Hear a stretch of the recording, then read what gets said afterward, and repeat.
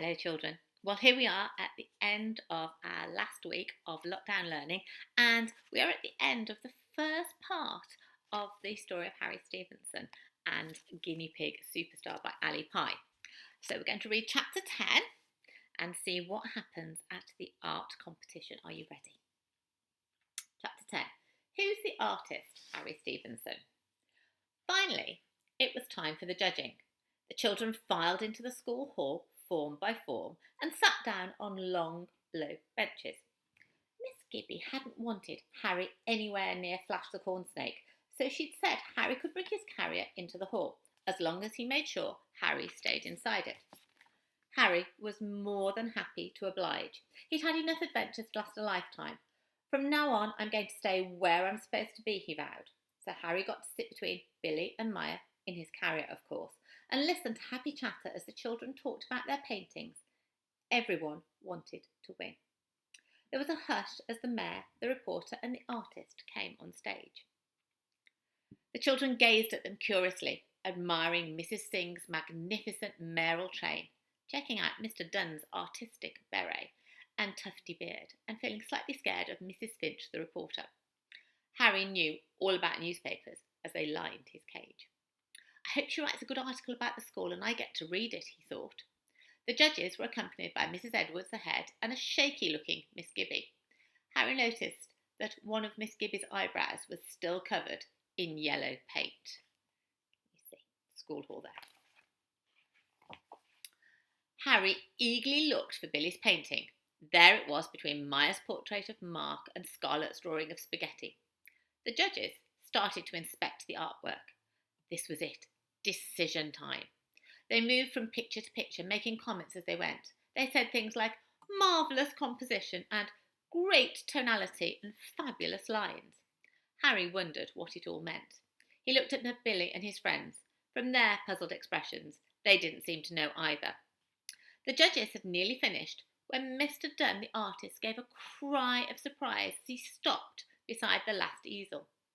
It had been placed at an angle to the others, so it couldn't be seen from the front. As Mr. Dunn turned the easel round to show the other judges, Harry caught a glimpse of smudgy orange paint and his own unmistakable scrabby paw marks. "My goodness," gasped Mr. Dunn, "what an incredible representation of a sunset. It's an astonishingly powerful work for a child. Such fluidity, such talent. Tell me, what's the name of the pupil who produced this?" Harry Stevenson, said Miss Gibby.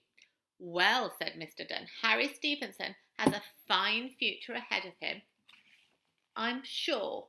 What a promising young artist, and so sensitive to choose a sunset as my favourite thing. I am extremely impressed. I think I've found our winner. Don't you agree, Mrs. Singh?" The mayor nodded. "I'm no great fan of abstract art," she smiled, "but this does have a certain naive charm. It's got a wild, almost animalistic feel about it, hasn't it?" Harry purred with pride and looked up at Billy, who was trying not to laugh. Maya appeared to have the giggles too. I wonder why, thought Harry. He might have been a promising young artist, but he was not the cleverest of guinea pigs. The competition turned out to be a huge success. The judges were delighted with the art on show and kept congratulating Mrs. Edwards on her wonderful creative school. "There's so much focus on maths and grammar these days," said Mrs. Singh. "It's good to see a head who makes space for creativity too. Your school is simply inspirational, Mrs. Edwards. I shall be recommending it for a special award." "I totally agree," beamed Mrs. Finch. "I've never seen zoology and drama taught alongside maths before. It's so refreshing." That's marvellous," coughed the head, who was managing to look both sheepish and thrilled at the same time. "Perhaps you could talk to Miss Gibby about it. She's our new senior lead for creativity in the curriculum." "Am I?" blushed Miss Gibby. "That's amazing." "Hurrah!" called the children. "3 cheers for Miss Gibby. Hip, hip, hooray!" "All's well that ends well," beamed the school's new senior lead for creativity in the curriculum when the ceremony was over and she was enjoying a cup of tea back in the classroom. "But one thing's for sure," she continued, gazing at her paint-splattered mug. "We're never having a guinea pig or a snake in school again."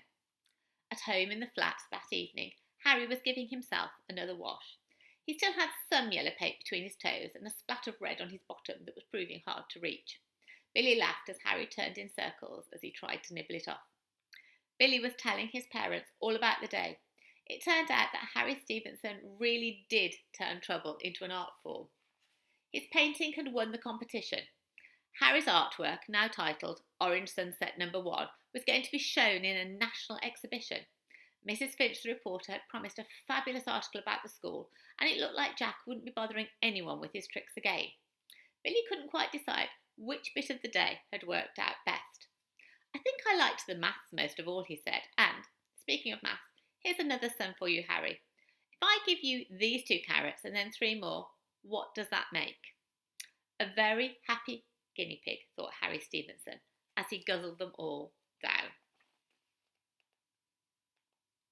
So that's the end of story 1. There is story 2. It's called Stop That Thief, Harry Stevenson. And we're going to read that once we're back in school, but we're going to read one of the Isadora Moon stories first, and then we're going to come back to Harry Stevenson before the end of term. We've got lots of time. I've really enjoyed that. I hope you have too. I'd love you to write me a review, children, to tell me what you think of this story. Did you like it and why? So I'll pop a review sheet on our remote learning page for you to have a look at, and then bring them into school with you next week. See you on Monday, year 2. Bye for now.